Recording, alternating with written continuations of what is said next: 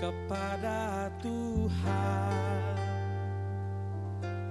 Bila tiada rela sujud dan syukur, apalah arti ibadahmu kepada Tuhan. Bila tiada hati tulus dan syukur, ibadah sejati jadikanlah persembahan. Ibadah sejati kasihilah sesamamu. Ibadah sejati yang berkenan bagi Tuhan. Jujur dan tulus, ibadah murni bagi Tuhan.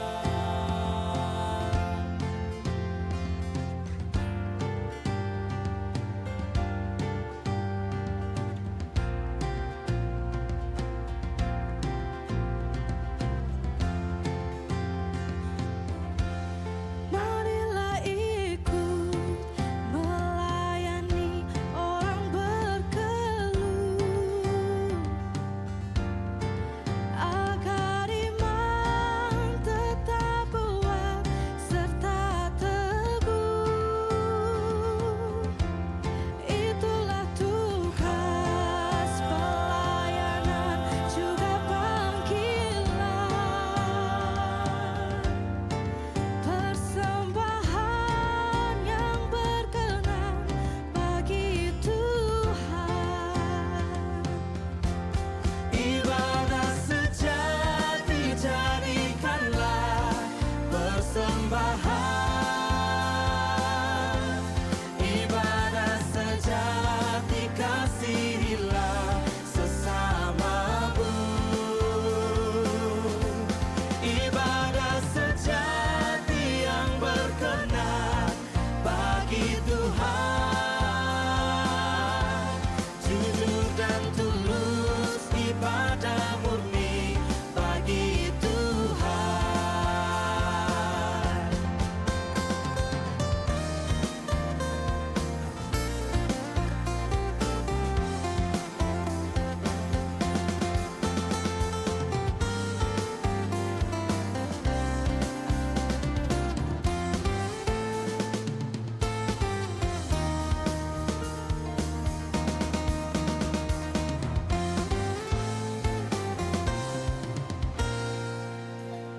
Ibadah sejati jadikanlah persembahan. Ibadah sejati.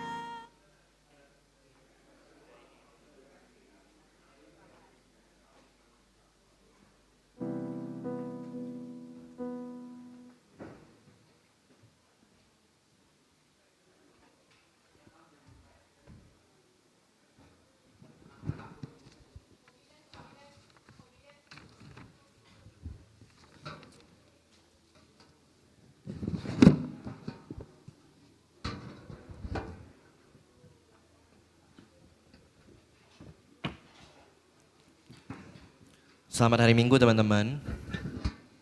Selamat hari Minggu teman-teman. Hari Minggu. Oke ya, sekali lagi selamat hari Minggu teman-teman.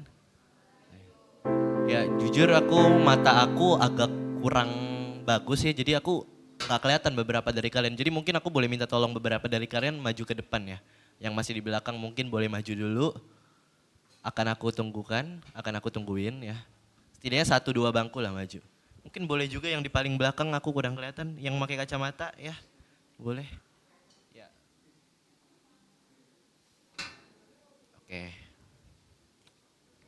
Oke, selanjutnya aku juga mau minta tolong teman-teman boleh kabarin dulu siapapun yang perlu kalian kabarin. Lalu nanti HP-nya boleh dimatikan setelah kita menjalani ibadah ini. Lalu akan aku berikan juga waktu jika kalian ingin ke kamar mandi dulu. Dari kalian ada yang ingin ke kamar mandi terlebih dahulu? Aku hitung sampai 3, 1, 2, 3. Oke, berarti nggak ada ya. Oke, kalau begitu aku ingin memberikan waktu kita semua untuk bersaat teduh. Saat teduh dimulai.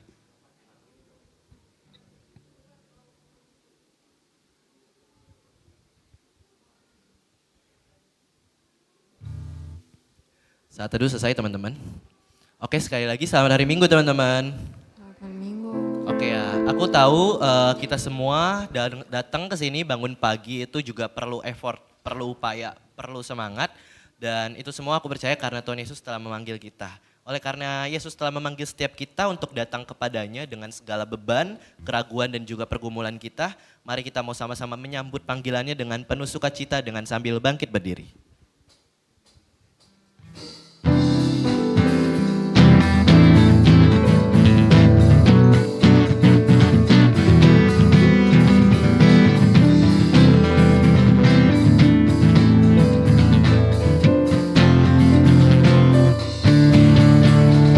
Yesus memanggil, mari segera ikutlah jalan selamat datang. Jangan sesat dengar sabdanya, hai marilah segera. Nanti kita akan senang, bebas dosa hati pun tentram. Bersama Yesus dalam terang, di rumah yang kekal.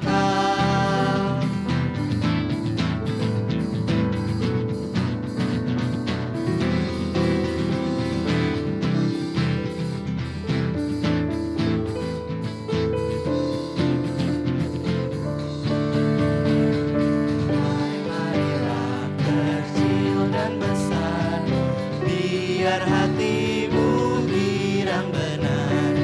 Pilihlah Yesus, jangan gentar. Hai mari datanglah, sungguh nanti kita akan senang. Bebas dosa hati pun tentram. Bersama Yesus dalam terang, di rumah yang kekal.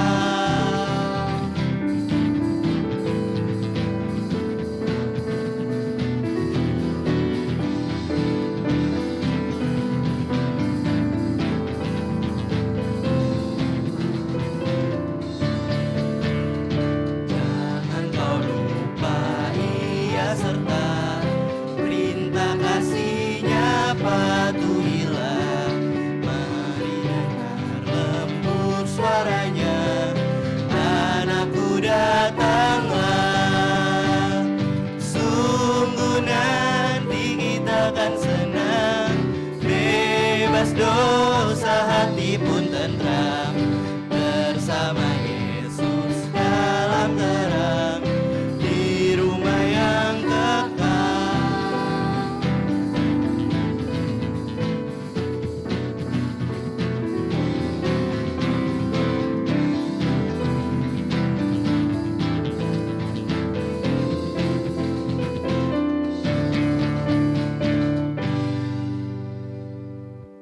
Kebaktian ini berlangsung atas pertolongan Allah Bapa, Putra, dan Roh Kudus. Kasih karunia dari Tuhan Yesus Kristus menyertai teman-teman sekalian. Dan besertamu juga. Teman-teman dipersilakan untuk duduk.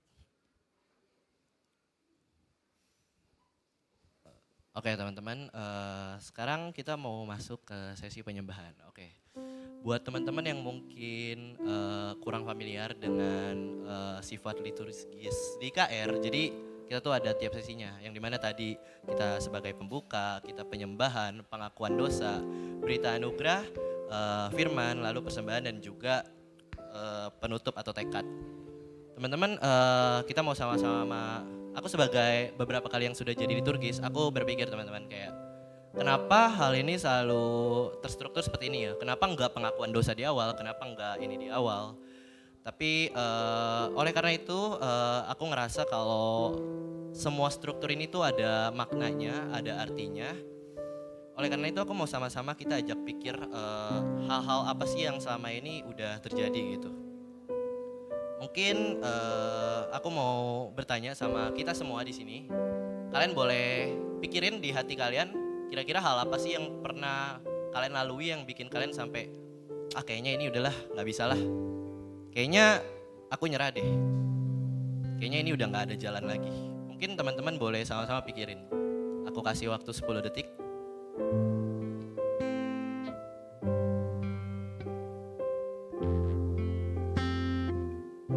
Oke, kalau teman-teman udah pikirin, aku tenang aja, aku nggak akan nanya kalian. Karena mungkin itu juga bagian dari hidup kalian dan juga bagian dari cerita yang mungkin kalian gak mau ceritakan gitu teman-teman. Namun aku izin cerita dikit kalau hal-hal yang namanya hal seperti itu tuh merupakan hal yang normal bagi kita manusia yang penuh akan kelemahan untuk merasakan hal seperti itu.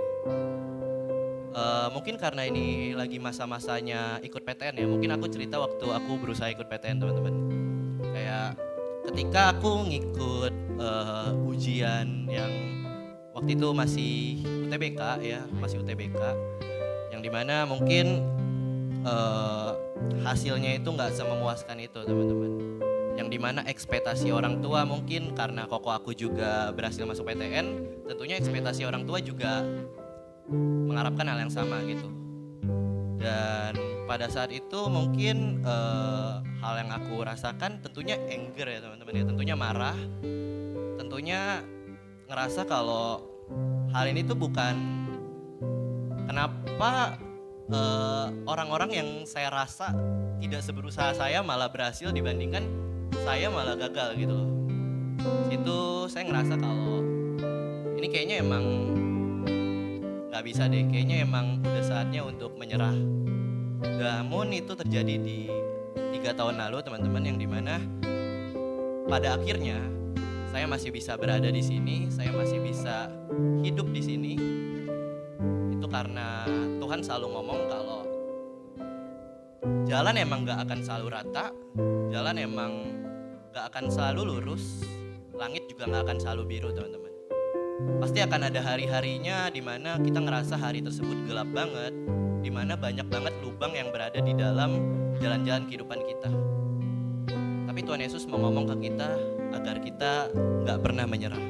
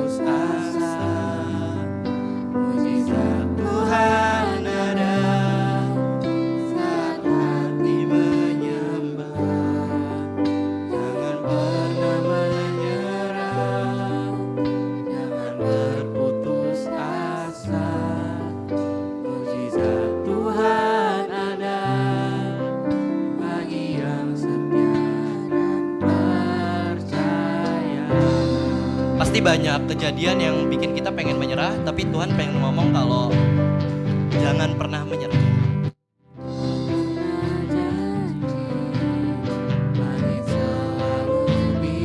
Tapi satu hal yang kita perlu tahu, kalau Dia akan selalu menyertai hidup-hidup kita. Tuhan juga gak pernah janji kalau jalan bakal selalu rata. Pasti akan ada lubang-lubang di tengah perjalanan hidup kita. Tapi dalam menghadapi lubang-lubang tersebut, Tuhan berjanji untuk memberikan kita kekuatan.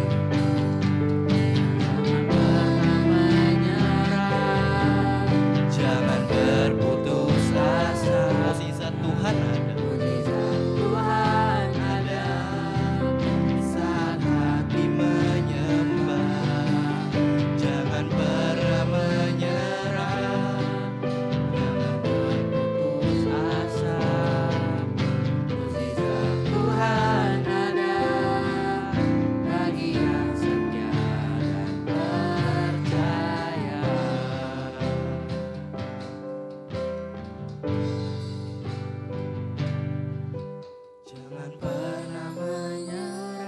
terlepas dari hal-hal yang mungkin udah kalian pikirkan tadi.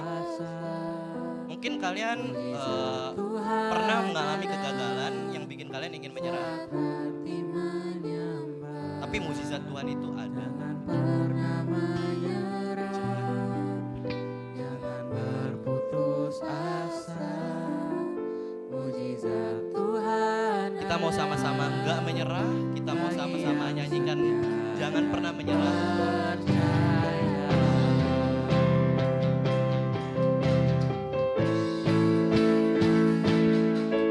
Jangan pernah menyerah, jangan berputus asa. Mujizat Tuhan ada saat hati menyembah. Jangan pernah menyerah.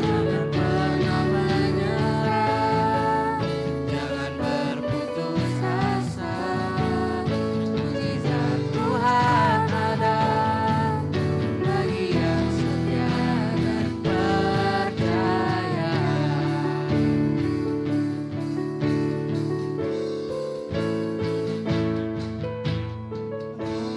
Tuhan selalu menolongku. Tuhan selalu menolong kita. Selalu menjaga. Dia selalu menjaga kita.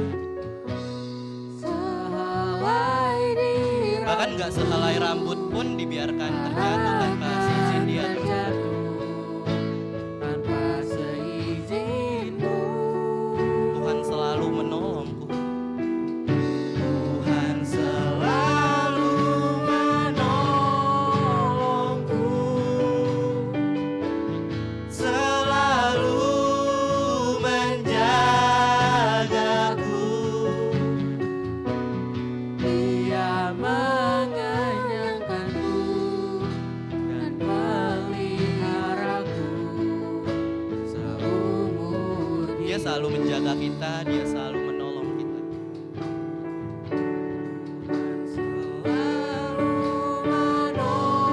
menolongku. Ketika kita ingin menyerah, Tuhan ngomong kalau Tuhan selalu menolong kita, teman-teman. Ketika kita jatuh, ketika kita lelah, bahkan ketika rambut kita rontok gitu, teman-teman, itu nggak dibiarkan terjadi tanpa seizin dia, teman-teman. Karena Tuhan itu selalu menolong kita, juga selalu menjaga kita.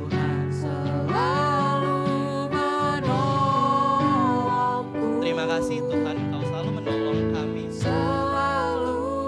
selalu menjaga kami. Kau juga mengenyangkan dan memelihara kami. Kita mau sama-sama sekali lagi berterima kasih atas segala penyertaannya. Tuhan, Engkau selalu menolongku.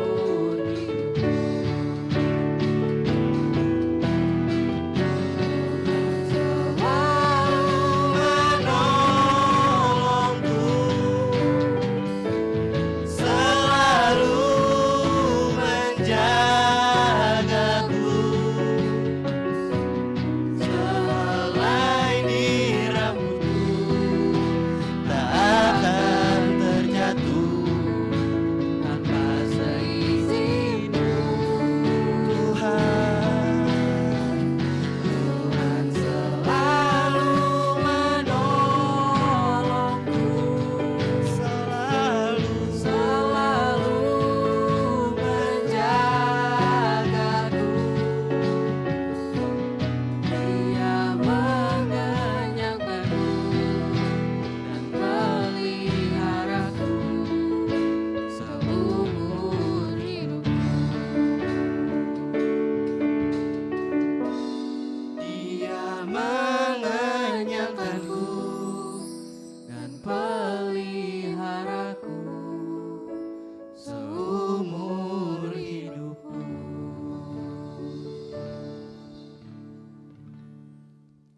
Teman-teman, sekarang kita ingin masuk ke sesi pengakuan dosa, yang dimana tentunya kita selalu melakukan ini tiap minggunya. Tapi teman-teman, aku mau sama-sama kita pikirin kenapa kita harus melakukan ini tiap minggunya. Mungkin kita mulai dari hal apa sih yang biasanya buat kita jatuh ke dalam dosa. Aku kasih waktu 5 detik untuk pikirin. boleh kalian simpen di hati kalian aja.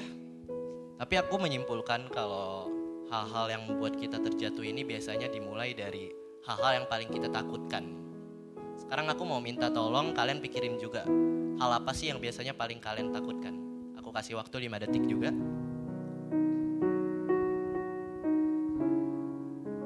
Oke, kalau kalian udah pikirin, gak apa-apa, kalian tetap simpen aja.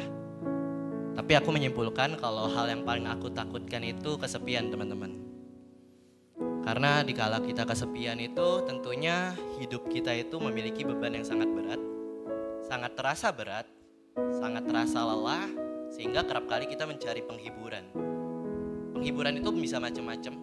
Kita bisa nonton, bisa bermain sama teman-teman kita, bisa curhat, bisa cerita.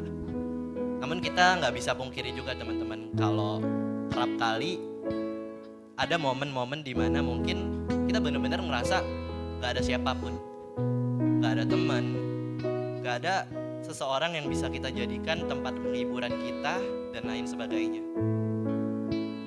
Sehingga perasaan-perasaan kosong tersebut yang membuat kita jatuh dan memilih sebuah dosa menjadi penghiburan kita. Sekarang aku mau kita sama-sama pikirin, apakah dosa itu enak? Jelas. Apakah dosa itu menghibur?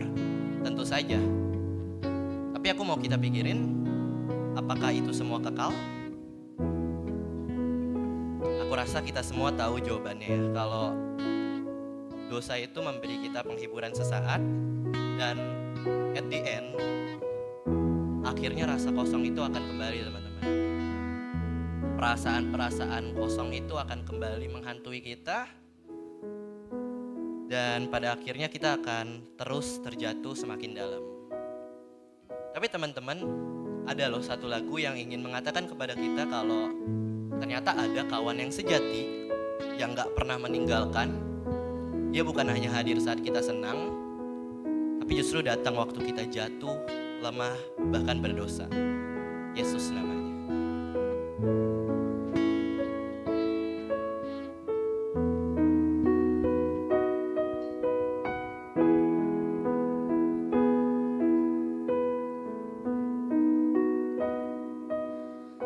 Yesus kawan yang sejati,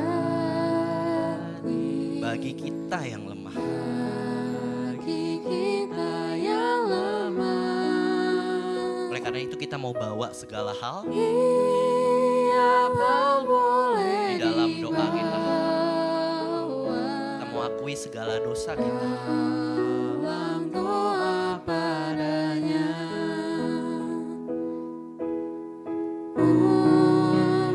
Tentunya kita ngerasa susah teman-teman. Kita juga lelah yang bikin kita jatuh ke dalam dosa.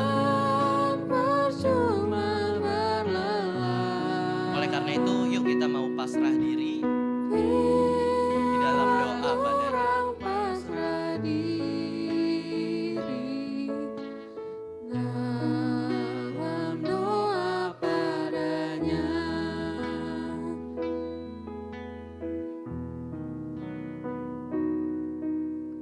Jika oleh pencobaan Entah cobaan apapun yang mungkin menghantui kehidupan kita, yang membuat hidup kita jadi kacau balau sehingga kita berputus asa. jangan kau berputus Tapi Tuhan mau ngomong kalau kita jangan putus asa, kita mau akui semuanya kepada Tuhan kita. Tuhan berseru, Yesus kawan yang setia, tidak ada taranya. Dia tahu segala kelemahan kita, oleh karena itu kita nggak perlu sembunyiin lagi teman-teman. Dia tahu kelemahan Kita mau keluarin segala topeng yang selama ini kita buat, kita mau akui. dan doa padanya.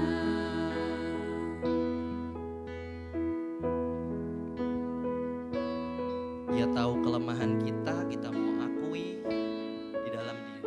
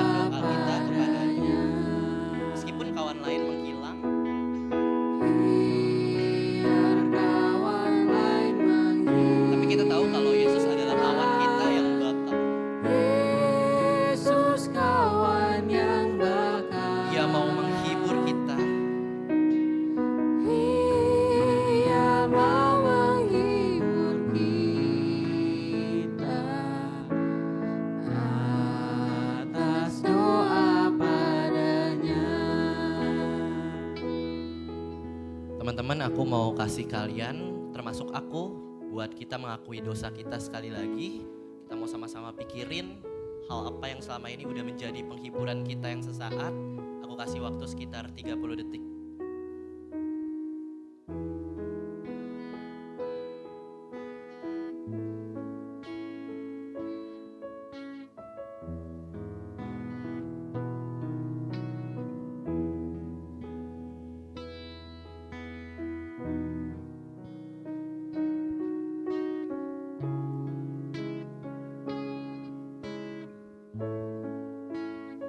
Tuhan Yesus, kami sering kali mencari kenyamanan di tempat yang salah, Tuhan.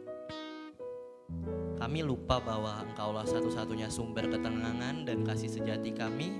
Engkau satu-satunya kawan kami yang sejati.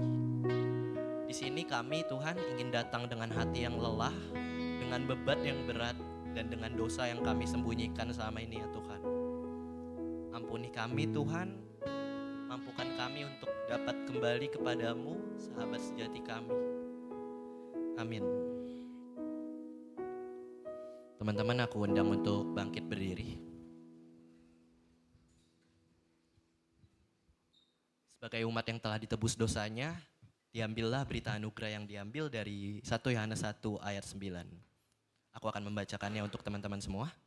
Jika kita mengakui dosa kita, Ia setia dan adil, sehingga Ia akan mengampuni segala dosa kita dan menyucikan kita dari segala kejahatan. Sesuai dengan berita anugerah kita yang mengatakan bahwa dosa kita telah disucikan, tentunya kita ingin hidup di dalam Roh Yesus Kristus.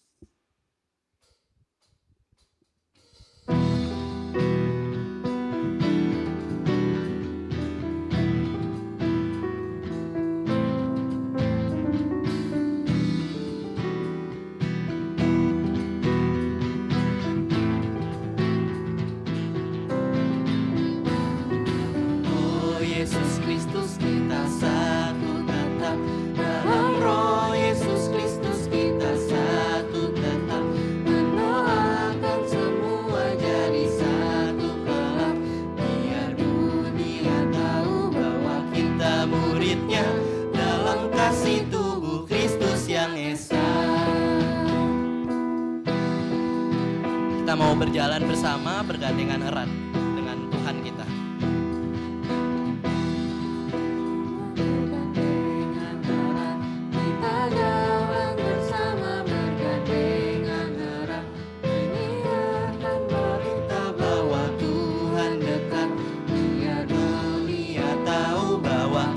Muridnya dalam kasih tubuh Kristus yang esa.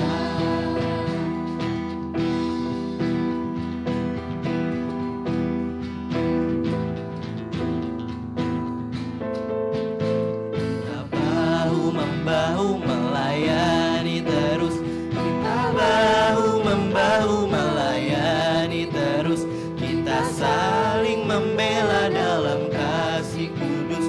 Puji Bapa surgawi pemerintah muridnya dalam kasih tubuh Kristus yang esa. Teman-teman bisa kan untuk duduk? Teman-teman, kita ingin masuk ke sesi firman Tuhan yang nantinya akan dibawakan oleh Ko Julham. Tentunya kita mau sama-sama tenang di dalam Dia. Tentunya kita juga ketika ketika kita berbicara tentunya kita ingin didengarkan ya teman-teman ya. Begitupun dengan Tuhan, firman Tuhan ingin berkata kepada kita, ingin berbicara kepada kita. Oleh karena itu, mari kita tenang mendengarkan Dia.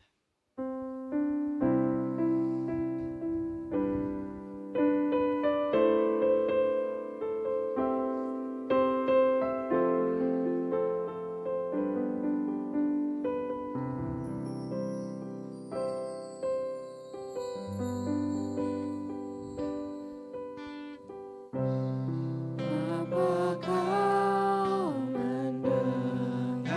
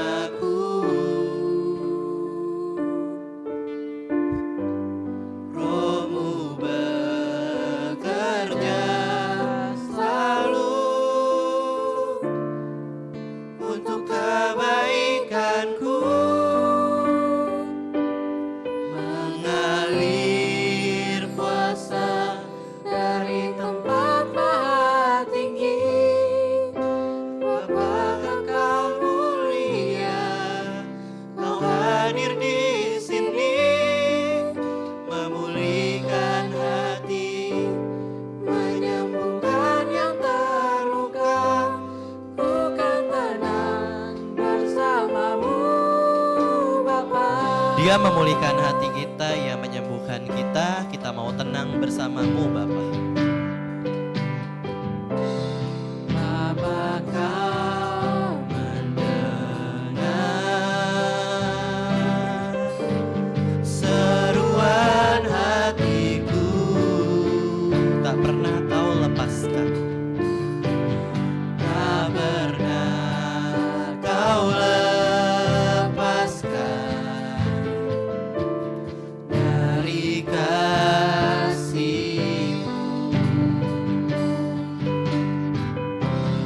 Lewat lembah gelap,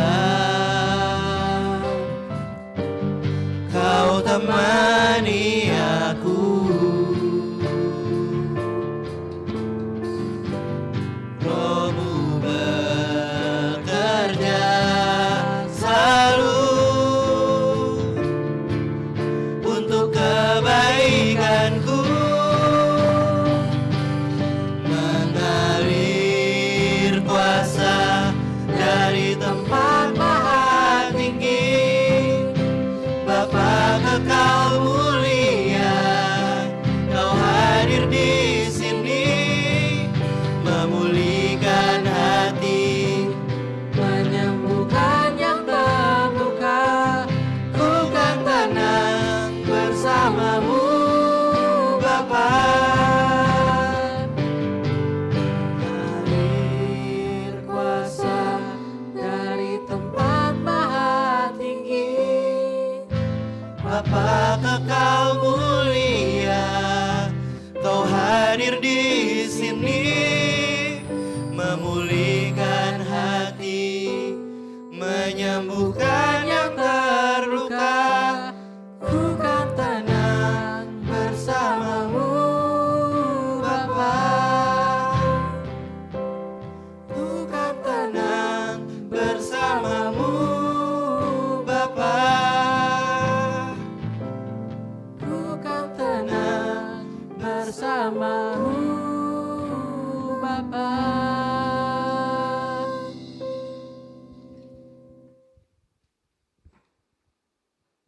Mari kita berdoa terlebih dahulu sebelum kita mendengarkan perenungan akan firman Tuhan pada hari ini. Tuhan, kami bersyukur atas penyertaan-Mu Tuhan, sehingga di dalam penyertaan-Mu inilah kami boleh bersama-sama hadir, beribadah dan bersekutu Tuhan. Kami percaya Tuhan bahwa undangan ibadah dari-Mu sajalah Tuhan sudah memancarkan satu anugerah terkhusus bagi kami sehingga kami boleh hadir pada hari ini. Tuhan, sebagian di dalam kami Tuhan, anak-anak-Mu adalah orang-orang yang sekian lama bergumul dengan dosa-dosa mereka. Mereka adalah anak-anak-Mu yang berusaha untuk tidak melakukan lagi, tetapi tetap saja gagal dan bahkan jatuh kembali dengan dosa-dosa mereka. Tuhan, mungkin sebagian dari kami justru juga adalah orang-orang yang menikmati segala dosa-dosa yang kami lakukan. Kami yang tidak peduli dan kami masa bodoh Tuhan dengan apa yang kami lakukan yang tidak memancarkan kemuliaan Tuhan sebagai anak-anak-Mu di tempat ini. Kiranya Tuhan Kau berbicara melalui mulut hamba-Mu Tuhan, menyampaikan firman-Mu yang Tuhan berkenan, sehingga boleh berbicara dan menyentuh setiap hati dari anak-anak-Mu Tuhan, sehingga mereka boleh diubahkan dan bekerja dengan seturut dengan kehendak-Mu saja. Tuhan, Kau boleh pakai mulut hamba-Mu untuk menyampaikan apa yang berkenan di hadapan-Mu. Biar Roh-Mu sajalah yang bekerja untuk menyentuh hati dari setiap kami Tuhan, setiap dari kami untuk mendengarkan dan mau diubahkan. Dalam nama Yesus Kristus Juru Selamat kami menyerahkan seluruh pendengaran akan firman-Mu pada hari ini. Amin. Oke, saya menyapa dulu. Selamat pagi teman-teman. Kabarnya bagaimana?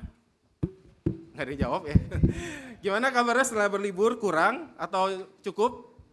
Kurang. Oke, kalau mau minta tambah, mintalah sama orang tua kalian ya. Jadi bukan ke saya. Oke, tapi saya rasa setelah berlibur tentu kita harusnya udah lebih refresh begitu ya. Nah, jadi karena kita udah lebih refresh, akhir-akhir ini mungkin ada banyak film-film gitu ya tentang superhero begitu. Nah, kalau saya ingin bertanya ke teman-teman ya, kalau saya kasih gambar ini, nah Kira-kira ini superhero apa nih? Ah, Superman? Serius? Superhero apa ini? Iron Man begitu ya. Nah, karena Stephen paling kedengaran, saya pengen minta Stephen jawab. Kira-kira apa sih yang jadi kekuatan gitu ya, yang jadi keunikan dari superhero ini nih? Mungkin boleh pakai mic kamu nggak yang tadi, mic Wares. Nah, karena saya mau minta kamu nanti tunjuk teman yang lainnya juga, gitu ya. Oke, tes ya. Ya, Sebelumnya, kira-kira Stephen, apa ya. nih jadi kekuatan dan keunikan? Saya superhero? clarify dulu ya, kok saya nggak ngikutin Avenger sebenarnya. Oh gitu, Ya. nggak apa-apa. Tapi kamu tahu kan ini superhero apa kan? Pokoknya Tony Stark yang main kan. Ya, oke. Ya, pokoknya super powernya kayak, Ya, Ya. tanya Hansel nggak apa-apa, kasih tahu. pokoknya setahu saya dia teknologi gitu, terus Oke. bisa terbang ya. Bisa terbang. Pokoknya dia punya sifat kebapaan. Punya kebapaan ya. Kayak sifatnya kebapaan, Iya. terus pinter gitu ya. Armornya juga tadi armor yang high tech begitu, Iya, betul ya? betul. Oke. Sekarang kalau saya minta Stephen tunjuk ya, yang kira-kira tahu nih superhero ini. Nah, kamu boleh lihat ke belakang kamu pilih satu orang untuk bisa menjelaskan apa yang jadi, siapa superhero ini. Abel mau. Tadi Abel katanya saya. Ya boleh. Kira-kira Abel siapa ini superhero-nya? Spider-Man. Spider-Man. Oke, apa yang jadi kekuatan dari superhero ini? Tembakin jaring laba-laba. Punya jaring laba-laba apa lagi?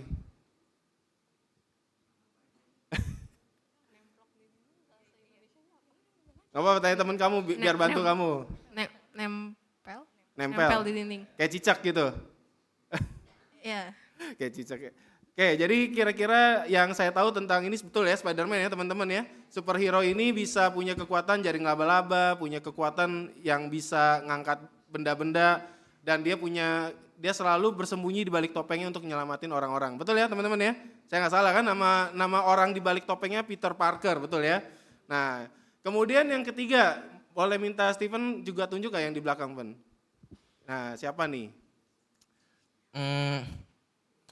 Biar mereka deg-degan Si dulu. Joshua dia. Joshua. Soalnya oke. Joshua kemarin saya dengar kabar buruk udah baik, Jos. Udah baik kan Wah, apa tuh? tangannya. Ya. Oke, Joshua. Kira-kira nih tokoh apa nih? Kayaknya kelelawar man deh. Kelelawar Man. Oke, Batman lah ya gitu. Sejauh ini apa yang kamu tahu tentang Batman ini nih? Kekuatannya dia kaya. Kekuatannya dia kaya, apalagi yang kamu tahu? Dia yatim piatu. Yatim piatu. Oke, apalagi yang kamu tahu? Dia tidak membunuh. Dia tidak membunuh ya, walaupun dia berusaha menumpas kejahatan, itu komitmen dia gitu ya. Oke, terakhir, Pen, bantu satu lagi, Pen. Nah, cari Pen yang kira-kira menurut kamu dia tahu, Pen. Misha tahu ya? Mesya kalau nggak tahu boleh tanya temennya, tapi harusnya Mesya tahu nih. Ini siapa Mesya tokohnya? Hulk. Oke, apa kekuatan dia? Bisa ngangkat barang yang gede. Bisa angkat barang yang gede. Kuat deh pokoknya. Kuat pokoknya ya. Jadi musuhnya mau sekeras apapun dia bisa menang si Hulk ini, betul ya? Iya. Oke, thank you Mesya. Boleh balikin lagi ke Stephen. Nah teman-teman ya, bagaimana kalau kita sekarang dikasih lambangnya ini teman-teman ya. Apa yang menjadi kekuatan dari lambang ini? Siapa yang diwakili oleh lambang ini? Tuhan Yesus, betul nggak? Ya, ada yang nggak setuju? Kalau nggak setuju, gawat nih, mesti di pembinaan lebih banyak gitu ya. Nah, cuma kalau kita tadi lihat balik lagi ke lambang ini dengan lambang salib begitu ya.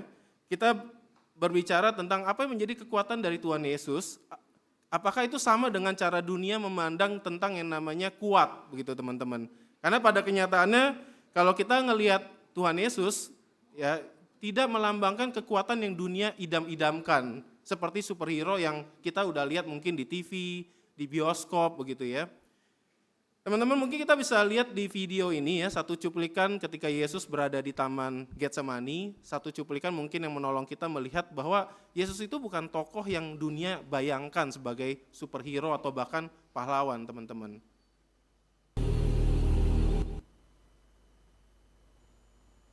Oke. Ya teman-teman ya, kalau kita bicara tentang superhero, maka yang kita tahu adalah punya kekuatan super. Mungkin matanya bisa keluarin laser, dia bisa terbang, atau dia orang yang kaya, orangnya pintar misalnya ya. bisa membuat berbagai macam mungkin armor atau senjata yang menolong si superhero ini untuk bisa mengalahkan musuh-musuhnya bahkan kejahatan. Dan yang kedua, memang kalau kita melihat apa yang digambarkan dunia tentang superhero adalah orang-orang yang dilihat atau dipandang dunia bisa mengalahkan musuh-musuhnya secara fisik, yang pada akhirnya bisa mengatasi orang-orang yang dikatakan jahat gitu ya, jadi villainnya yang dikatakan sebagai orang-orang yang harusnya dikalahkan karena melakukan hal yang tidak adil kepada orang-orang atau dunia ini bahkan.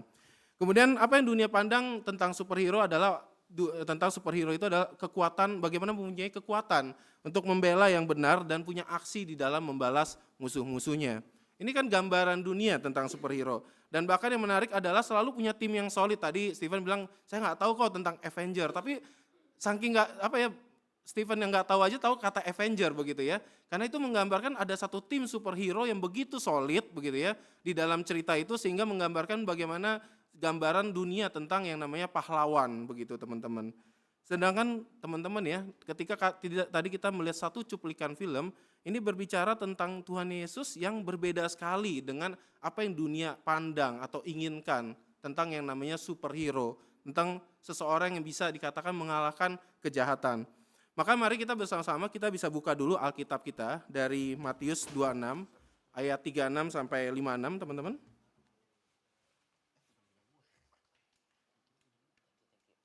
Matius 26 ayat 36 sampai ke 56.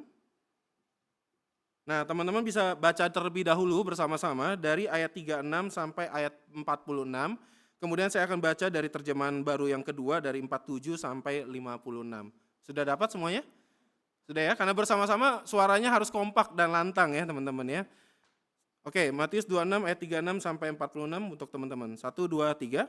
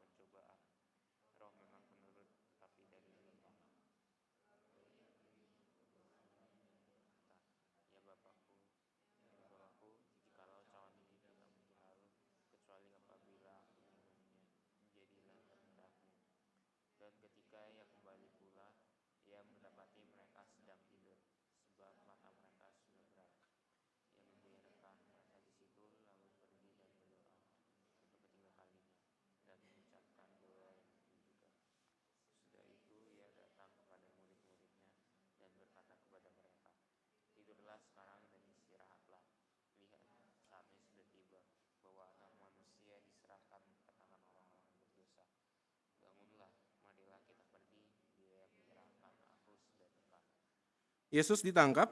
Waktu Yesus masih berbicara, datanglah Yudas, salah seorang dari ke-12 murid itu, dan bersama dia serombongan besar orang yang membawa pedang dan pentung disuruh oleh imam-imam kepala dan tua-tua bangsa Yahudi.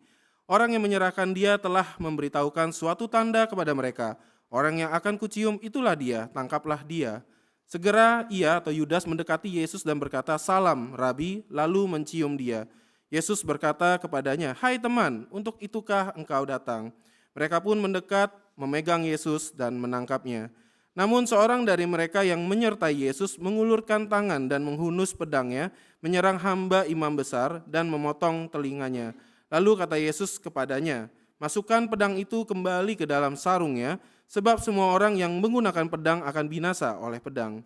Atau kau sangka bahwa aku tidak dapat berseru kepada Bapakku, supaya ia segera mengirim lebih dari 12 pasukan malaikat membantu aku? Jika begitu, bagaimanakah akan digenapi kitab suci yang mengatakan bahwa harus terjadi demikian? Pada saat itu Yesus berkata kepada orang banyak, "Sangkamu aku ini penyamun, sehingga kamu datang lengkap dengan pedang dan pentung untuk menangkap aku. Padahal tiap hari aku duduk mengajar di bait Allah dan kamu tidak menangkap aku. Akan tetapi semua ini terjadi supaya digenapi yang tertulis di dalam kitab nabi-nabi." Lalu semua murid itu meninggalkan dia dan melarikan diri. Demikian pembacaan kita untuk kita renungkan bersama-sama teman-teman. Nah, jadi kita kalau berbicara tentang tadi ya superhero dengan Tuhan Yesus, ternyata Tuhan Yesus adalah apa yang dunia tidak idam-idamkan gitu ya, tentang yang namanya pahlawan. Karena kita bertemu dengan Yesus yang katanya 100% Tuhan teman-teman gitu ya. Tapi kelihatannya di dalam cuplikan film tadi ya, itu masih cuplikan film yang kalau kita melihat dalam faktanya, Yesus di dalam kondisi yang lebih lemah dan bergumul teman-teman. Ternyata Yesus yang 100% Tuhan itu bisa merasa gentar saat menghadapi yang disebut oleh Tuhan sebagai tujuan Yesus datang ke dunia ini. Kalau kita berbicara tentang Getsemani ini dalam bahasa aslinya adalah tempat untuk memeras minyak. Dan sebenarnya ini satu analogi teman-teman ya, untuk menggambarkan bahwa tempat memeras minyak itu kalau di zaman Israel tuh memeras dengan cara yang sangat keras teman-teman gitu ya. Diperas habis-habisan begitu. Dan ini melambangkan satu penderitaan tempat Getsemani ini, di mana Yesus akan menanggung satu misi dari Tuhan, yaitu dia akan menghadapi dosa-dosa dari manusia, yaitu dosa kita juga. Dan ketika dikatakan di ayat 37, dia menjadi sedih dan gentar, ini menunjukkan Yesus mengalami satu duka yang mendalam teman-teman, satu guncangan secara emosional, bahkan hampir putus asa. Sekali lagi ini menunjukkan betapa dalam dan beratnya penderitaan batin Tuhan Yesus. Dan di dalam, memang kalau kita bicara dalam konteks orang Yahudi, pada saat itu Getsemani adalah satu tempat untuk berdoa karena itu tempatnya sepi dan ada di luar kota Yerusalem. Tetapi kalau kita berbicara berdoa kan kita meminta kekuatan gitu ya. Tapi ketika Yesus datang di Taman Getsemani itu berbicara bagaimana Yesus sedang menyerahkan dirinya gitu ya, sebelum nanti akan disalibkan. Bahkan kalau kita bicara apa sih yang dihadapi gitu ya oleh Tuhan Yesus sampai begitu beratnya, maka Tuhan Yesus mengatakan untuk cawan ini berlalu. Dia berdoa kepada Bapa, kiranya cawan ini dilalukan daripadanya. Apa tuh kata cawan? Cawan ini berbicara tentang simbol dari murka Allah atas dosa. Apakah karena Tuhan Yesus berdosa teman-teman? Tidak gitu ya. Siapa yang lagi ditanggung dosanya? Itu dosa kita semua nih, dosa umat manusia. Dan realitanya kalau superhero mungkin dilambangkan kuat begitu ya, mempersiapkan dirinya supaya bisa mengalahkan, tetapi di dalam cerita ini terlihat bahwa Tuhan Yesus itu dalam kondisi yang takut dan gentar. Dan ini bukan sebuah ketakutan yang fisik teman-teman ya, tetapi satu beban spiritual karena Tuhan yang harusnya tidak ternoda oleh dosa, tetapi sekarang sedang memikul dosa dunia. Maka kalau kita berbicara tentang kita ya teman-teman ya, superhero mungkin dipandang selalu dikemas kuat, bisa bangkit dan mengalahkan musuh-musuhnya.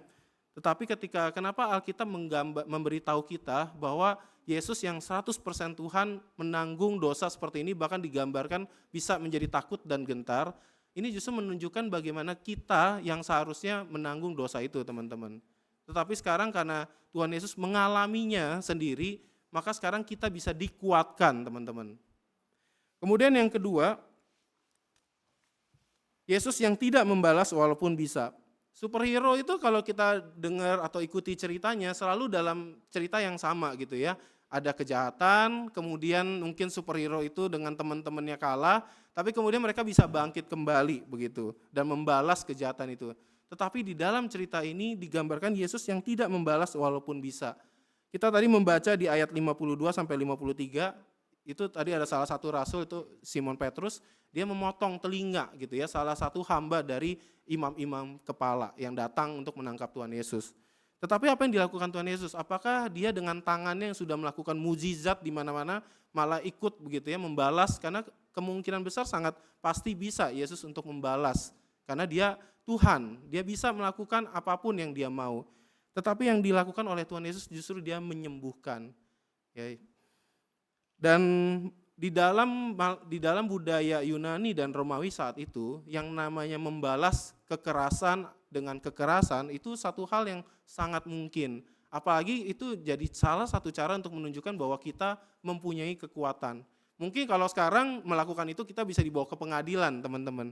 Tapi kalau di saat itu melakukan hal tersebut sangat mungkin sekali Tuhan Yesus jadi lebih banyak pengikutnya. Kenapa? Wah, berarti ini ada seseorang yang ketika ditangkap, wah dia bisa nunjukin kekuatan supernaturalnya. Dia bahkan bisa membalas orang-orang yang lagi nangkap menjadi kalah dan takut sama dia. Tetapi Yesus tidak melakukan itu. Bahkan kalau kita baca di ayat 53, Tuhan Yesus bilang apa? Jangan dikira Tuhan Yesus nggak bisa meloloskan diri. Kalau dia mau, dia bisa minta 12 pasukan malaikat. 12 pasukan malaikat ini bukan bicara satu angka yang biasa, teman-teman ya.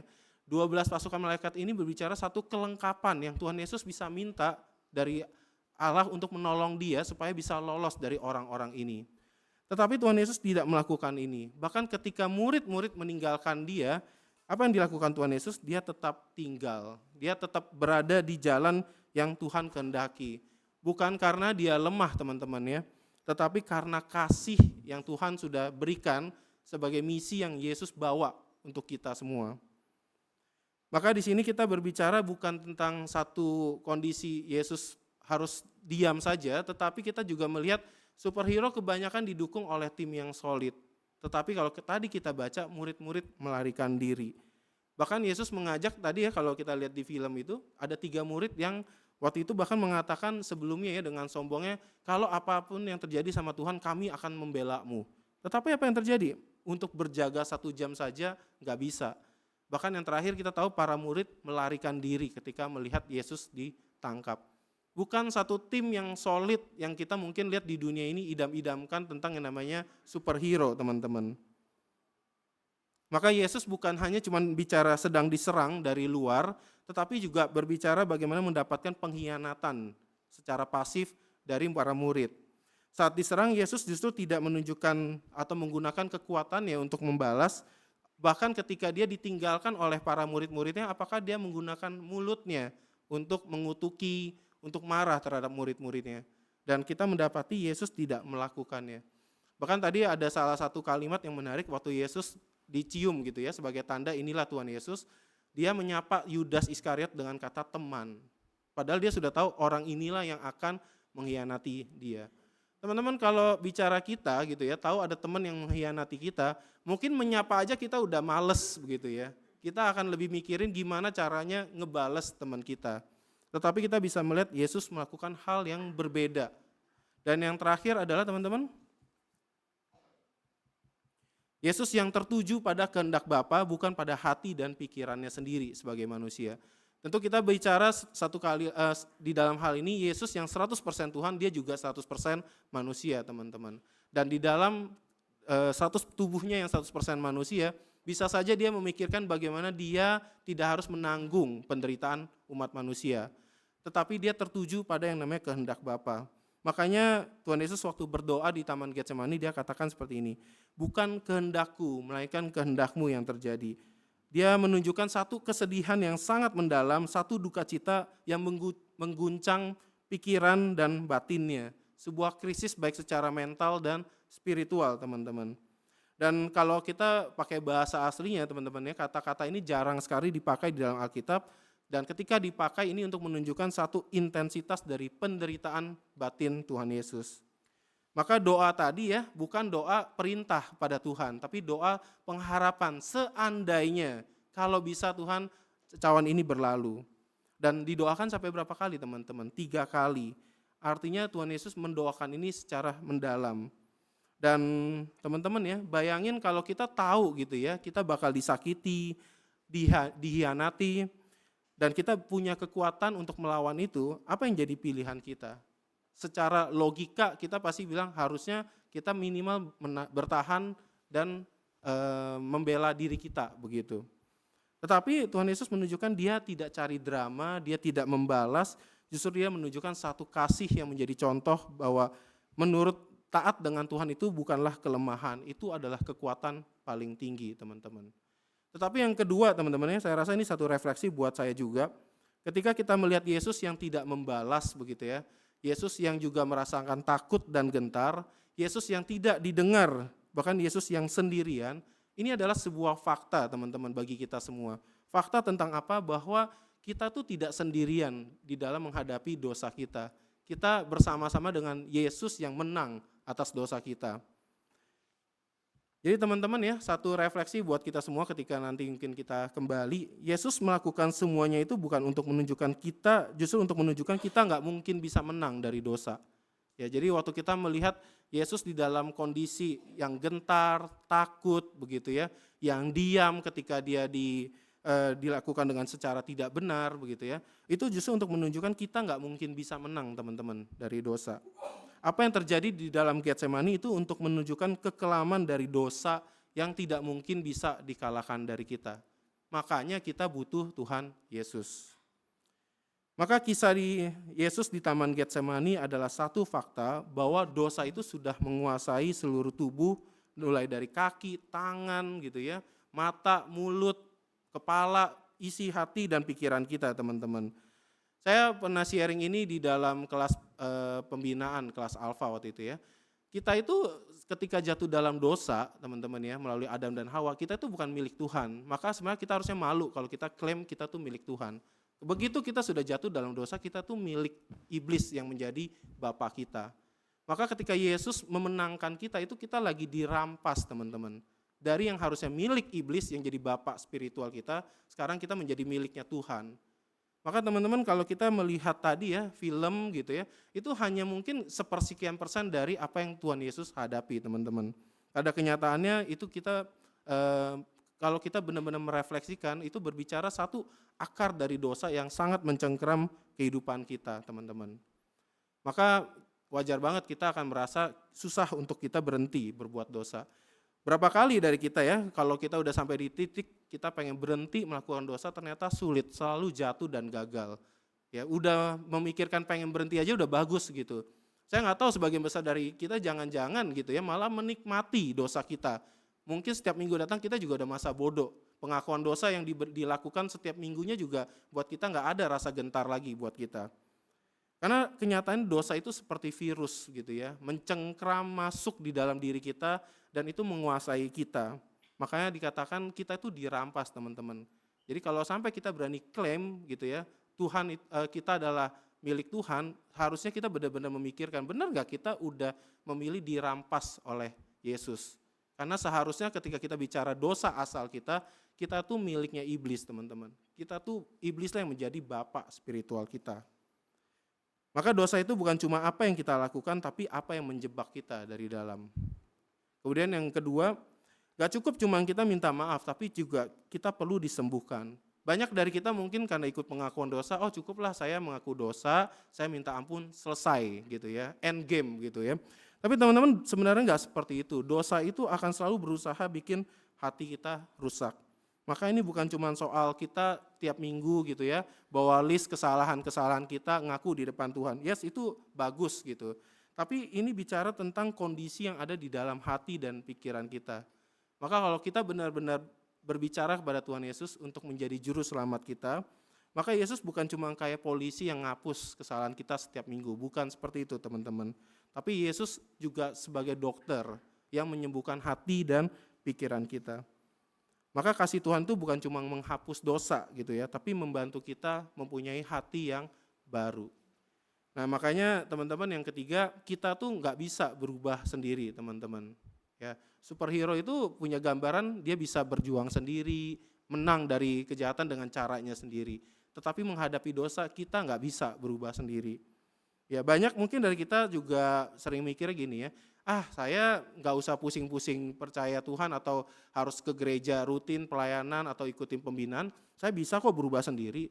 Tapi betul nggak teman-teman, kenyataannya itu susah banget. Dosa itu seperti jerat gitu ya, seperti candu buat kita. Makin coba kita berusaha sendiri justru kita makin nyangkut. Maka kita butuh bantuan dari luar diri kita yaitu dari siapa? Dari Tuhan. Maka Roh Kuduslah yang bisa membantu kita berubah, bukan cuma niat kuat kita teman-teman. Mungkin teman-teman di sini ya, sebagian dari kita udah mencoba berhenti gitu ya.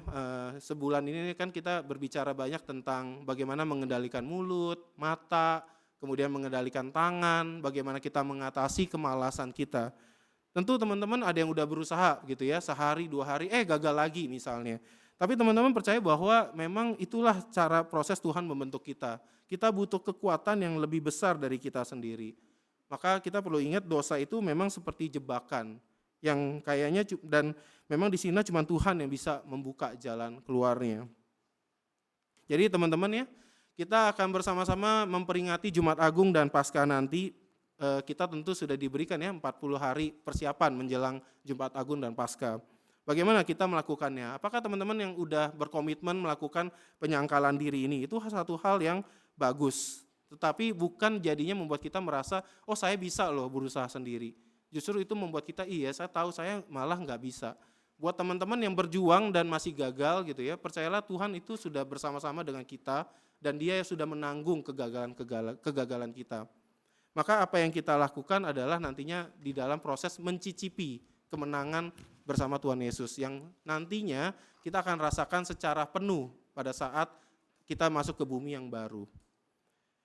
Jadi teman-teman pulang dari tempat ini kita semakin sadar ya sama-sama bahwa ini termasuk buat saya gitu ya. Sadar bahwa kita tidak bisa sendirian teman-teman. Kita memang diminta serupa dengan Kristus tapi kita tidak pernah bisa 100% seperti Yesus. Karena apa? Karena Yesuslah yang melakukan semuanya untuk kita. Di waktu kita sulit untuk taat, Dia tetap taat. Ya, di waktu kita lelah secara fisik, mental, dan rohani, Yesus bersama-sama dengan kita. Tetapi bedanya apa? Yesus tidak jatuh di dalam pencobaan itu. Kemudian kita berbicara tentang Yesus yang sudah mengasihi kita, walaupun kita justru lebih banyak mengkhianati, nggak peduli dengan kebaikan Tuhan. Jadi teman-teman ingat, kita sedang dalam proses ini mencicipi kemenangan iman dari Yesus. Kenapa mencicipi? Karena tubuh kita belum bisa, diri kita belum bisa merasakan bagaimana kemenangan itu secara penuh gitu ya. Kita tunggu nanti di bumi yang baru. Maka apa yang kita bisa ingat, sadari bahwa kita nggak bisa menang sendiri. Kita ini seperti para murid gitu ya, selalu gampang ngantuk rohani, gampang lari pada waktu kesulitan. Kemudian yang kedua, iman itu selalu bertumbuh perlahan-lahan teman-teman. Jangan berkecil hati kalau kita banyakkan gagal. Tetapi kita perlu melihat bahwa iman kita sedang ditumbuhkan perlahan-lahan. Sampai kapan seumur hidup kita teman-teman. Jadi waktu kita melihat ini, ada satu proses di mana iman kita sedang ditumbuhkan perlahan-lahan lewat proses bangun dan jatuhnya kita. Dan yang terakhir, menyerah berbicara bukan tentang menyerah, cuma sekedar menyerah kalah gitu ya teman-teman, tapi kita menyerahkan diri. Jadi kalau kita memang merasa sudah tidak kuat melawan dosa, maka jangan menyerah teman-teman ya, tadi ada lagunya. Kita enggak sekedar menyerah di situ, kita lalu berhenti, tetapi mari kita serahkan lebih banyak lagi ke Tuhan Yesus. Kita tahu bahwa Tuhan, saya enggak bisa sendiri gitu. Tuhan di sini saya jatuh dan gagal, saya butuh Engkau Tuhan. Dan kemudian mungkin Tuhan menempatkan teman-teman kita, komunitas kita sebagai sarana untuk menguatkan kita. Jadi kalau kita sedang merasa sendirian di dalam pergumulan kita akan dosa, justru jangan sendirian teman-teman. Ya Tuhan memperlengkapi kita melalui gerejanya gitu ya. Ada komunitas, ada pembimbing-pembimbing yang kita bisa ajak ngobrol sehingga kita bisa dikuatkan. Demikian perenungan kita teman-teman ya, jadi ingat iman kita bukan tentang jadi sempurna, tetapi tentang bagaimana kita percaya anugerah Tuhan itu terus mengubahkan hidup kita, meskipun orang lain bahkan gak lihat itu. Ya. Mari kita menutupnya di dalam doa.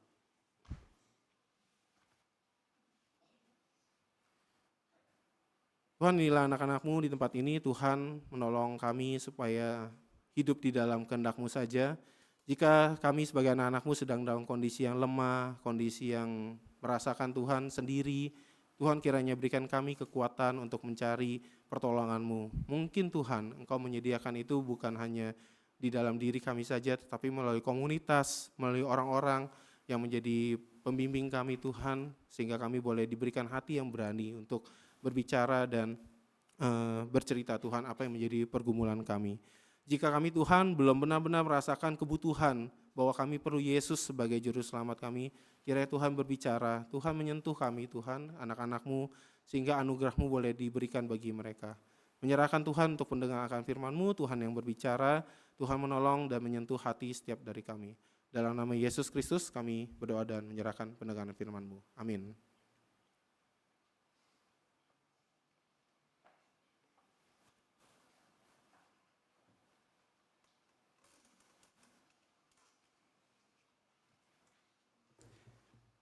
Saudara-saudara, saya undang untuk bangkit berdiri. Sebagai respons pemberitaan firman hari ini dan mengingat janji baptis kita, maka bersama dengan umat di masa lalu, masa kini, dan di masa depan, kita mengikrarkan pengakuan iman seturut iman rasuli.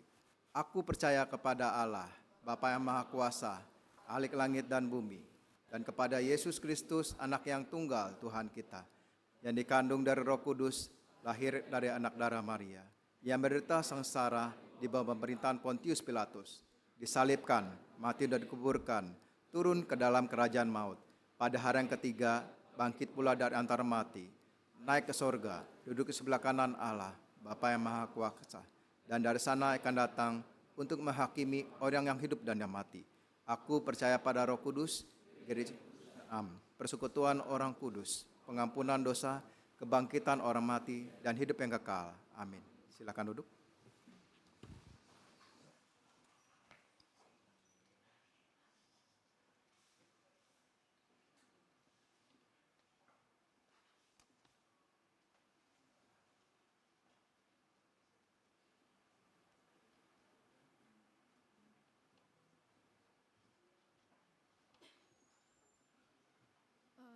Selamat hari Minggu teman-teman KR sekalian.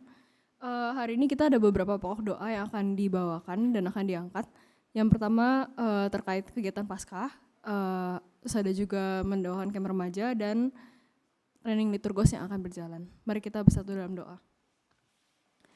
Tuhan, kami mengucap syukur atas segala kebaikan-Mu sehingga kami dapat berkumpul di tempat ini untuk melakukan ibadah KR. Tuhan, pada saat ini kami akan mendoakan seluruh rangkaian ibadah Paskah di GKI Perniagaan. Biarlah Engkau yang memberkati segala persiapan ibadah Paskah ini dari Kamis Putih, Jumat Agung, Sabtu, dan sampai Minggu Paskahnya.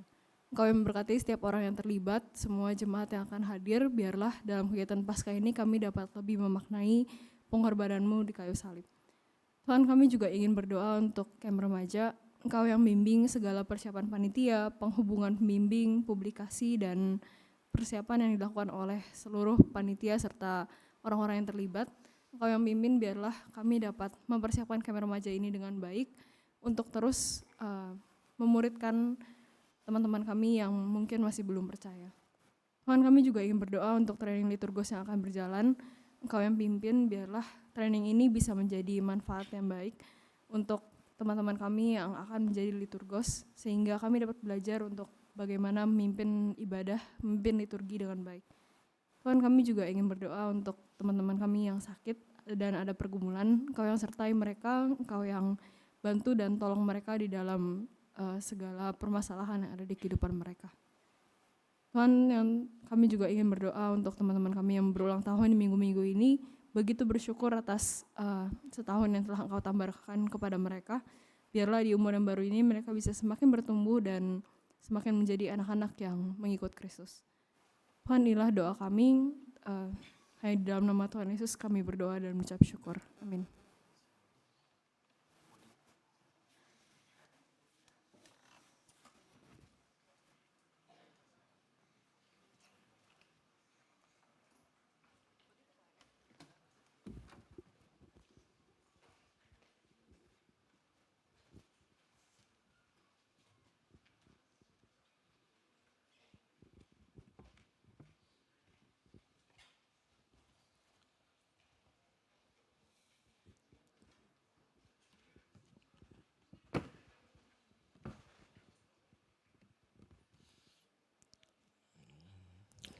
Oke teman-teman, sebagai respon dari berita dari firman Allah yang telah diberikan dan juga sebagai respon terima kasih atas penyertaan Tuhan selama kehidupan kita ini, kita mau sama-sama memberikan persembahan kita.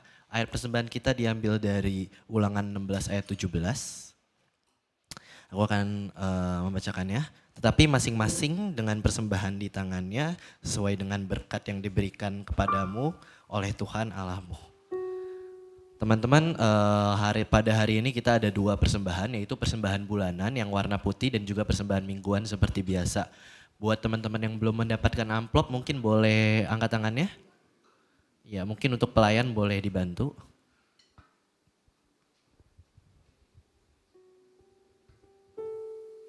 Oke, sudah semua?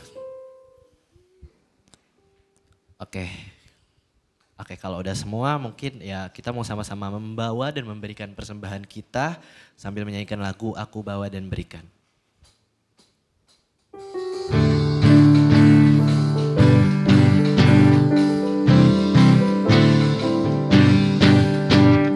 Aku bawa dan berikan persembahanku pada Yesus, pada Tuhan Juru Selamatku. Aku bawa dan berikan persembahanku pada Yesus, pada Tuhan Juru Musik saja.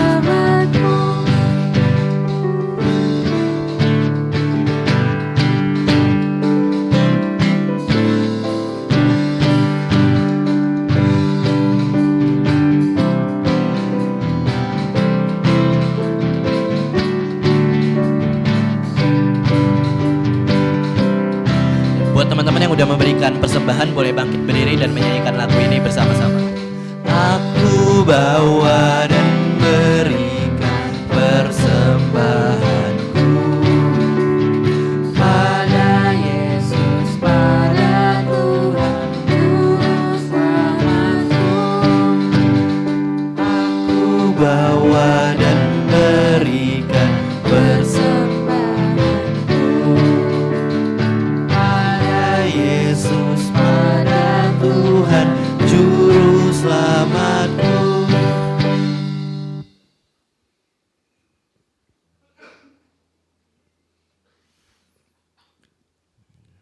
Teman-teman, mari kita berdoa.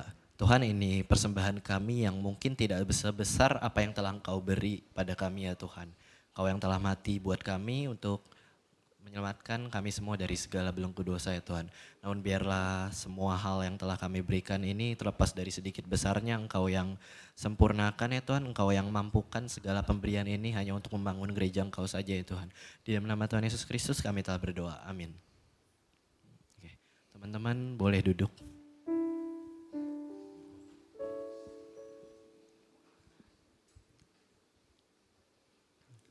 Oke teman-teman, seperti yang udah kelihatan di situ juga ya, kalau firman kita tuh membahas tentang root of all sin. Artinya apa, Bel?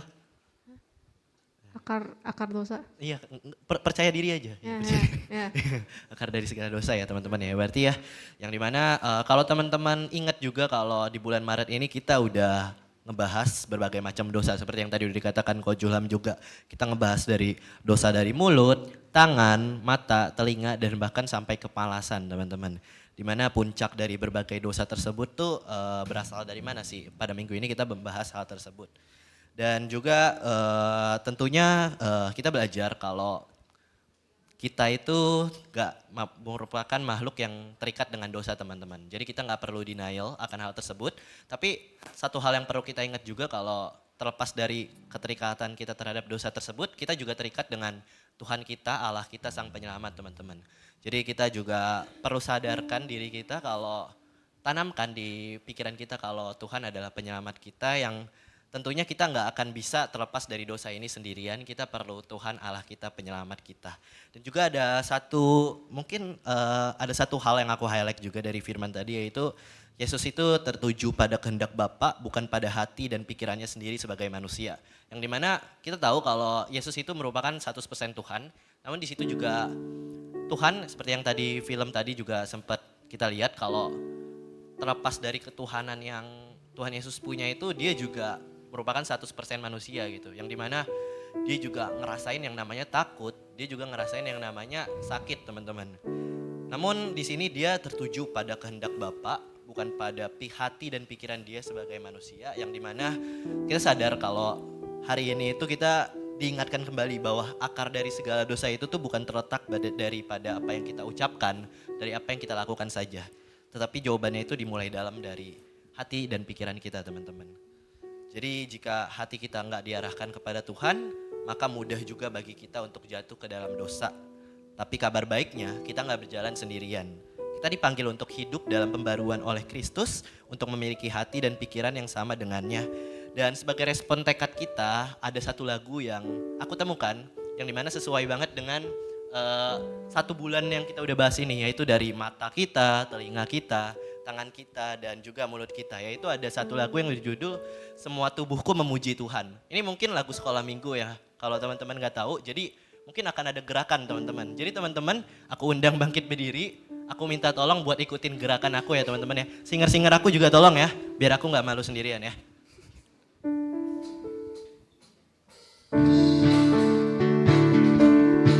Kita mau sama-sama bertekad untuk menggunakan seluruh tubuh kita untuk memuji Tuhan kita. Melihat kebaikan Tuhan, telingaku mendengarkan firman Tuhan, dan mulutku bernyanyi memuji Tuhan. Tangan dan kakiku menari bagi Tuhan. Mata, telinga, mulut, tangan, kaki, semua tubuhku memutuk Tuhan. Mata, telinga, mulut, tangan, kaki, semua tubuhku memuji nama Tuhan. Sesuai dengan lagu ini, yuk kita mau sama-sama sekali lagi gunakan mata kita, telinga kita, mulut kita, tangan kita untuk memuji Tuhan. Melihat kebaikan Tuhan, telingaku mendengarkan firman Tuhan, dan mulutku bernyanyi memuji Tuhan. Tangan dan kakiku menari bagi Tuhan. Mata kita, mata, telinga, mulut, tangan, kaki, semua tubuhku untuk Tuhan. Mata, telinga, mulut, tangan, kaki, semua tubuh. Sekali lagi kita mau katakan mata, telinga, mulut kita. Mata, telinga, mulut, tangan, kaki, semua tubuhku untuk Tuhan. Mata, telinga, mulut, tangan, kaki, semua tubuhku memuji nama Tuhan. Semua tubuhku memuji nama Tuhan.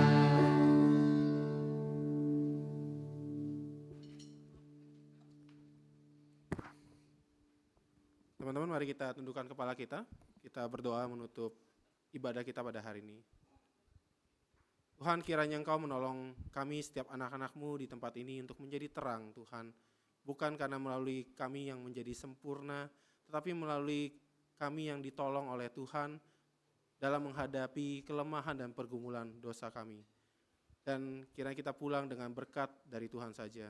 Kiranya cinta kasih dari Allah Bapa, pengampunan melalui Yesus Kristus, pertolongan dan tuntunan melalui Roh Kudus menolong kita untuk menjadi terang melalui kehidupan kita. Amin.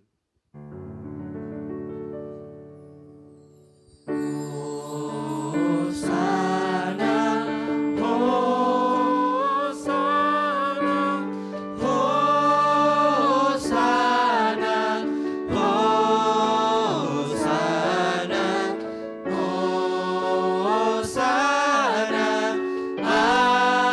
amin, amin.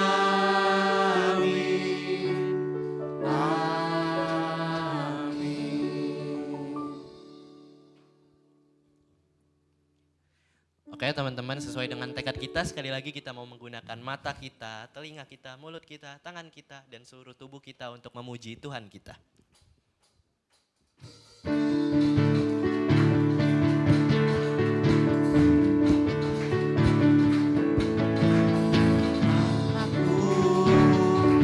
Melihat kebaikan Tuhan, telingaku mendengarkan firman Tuhan, dan mulutku bernyanyi memuji Tuhan. Tangan dan kakiku menari bagi Tuhan.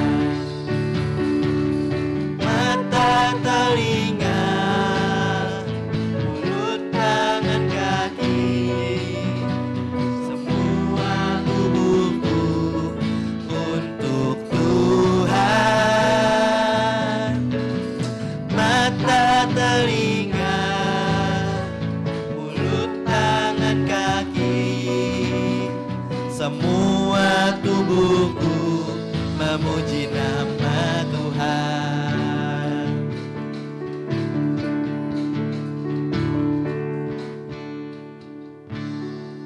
Teman-teman dipersilakan untuk duduk dan bersaat teduh.